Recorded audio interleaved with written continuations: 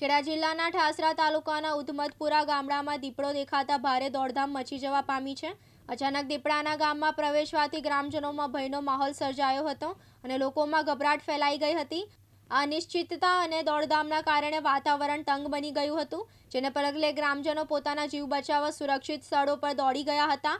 ગામના દીપડો દેખાવાની જાણ થતાં જ લોકો ભયના આથોર હેઠળ આવી ગયા હતા અને સાવચેતીના ભાગરૂપે ઘરોમાં પુરાઈ રહેવાની ફરજ પડી છે। આ દોડધામ અને ગભરાટ વચ્ચે દીપડાએ 3 લોકો પર હુમલો કર્યો હોવાના પણ અહેવાલો છે। દીપડાના અચાનક હુમલાથી આ ત્રણેય લોકો ઈજાગ્રસ્ત થયા હતા। ઘટનાની ગંભીરતાને જોતા તાત્કાલિક 108 એમ્બ્યુલન્સ મારફતે ઈજાગ્રસ્તોને નજીકની હોસ્પિટલમાં સારવાર માટે ખસેડવામાં આવ્યા હતા, જ્યાં તેમની તબીબી સારવાર ચાલી રહી છે।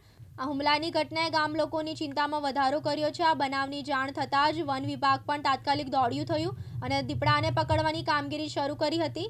જોકે દીપડાને પકડવાના પ્રયાસો છતાં હજુ સુધી તે પકડાયો નથી।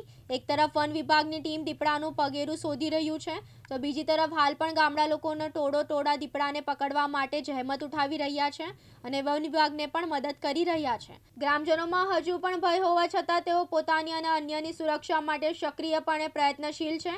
સમગ્ર ઉધમતપુરા ગામ હાલમાં ભયના ઓથાર હેઠળ જીવી રહ્યું છે। જ્યાં સુધી દીપડો પકડાઈ ન જાય ત્યાં સુધી ગ્રામજનોમાં ડરનો માહોલ રહેવાની સંભાવના છે। વન વિભાગ સત્વરે દીપડાને પકડીને જંગલ વિસ્તારમાં સુરક્ષિત રીતે છોડી મૂકે, જેથી ગામજનો ફરી નિરાંત અનુભવી શકે અને દૈનિક જીવન સામાન્ય બની શકે। ઠાસરા તાલુકાના ઉધમતપુરા ગામ વિસ્તારમાં સ્થાનિકો દ્વારા દીપડા જોવા મળેલ છે। આ સમયમાં હું સ્થાનિકો અને જાહેર જનતાને અપીલ કરું છું કે ગીચ વિસ્તારમાં જવાનું ટાળવું, બાળકોને એકલા મૂકવું નહીં, ઘરની આજુબાજુમાં સાફ સફાઈ રાખવી, ઘરની આજુબાજુના બાંધેલા ઢોર પાસે સૂવું નહીં, ગીચ વિસ્તારમાં ઢોર ચરાવવું જવું નહીં। આ દીપડા પકડવા માટે વન વિભાગે પાંજરાની ગોઠવણી કરી દીધી છે અને સક્રિય પણ છે।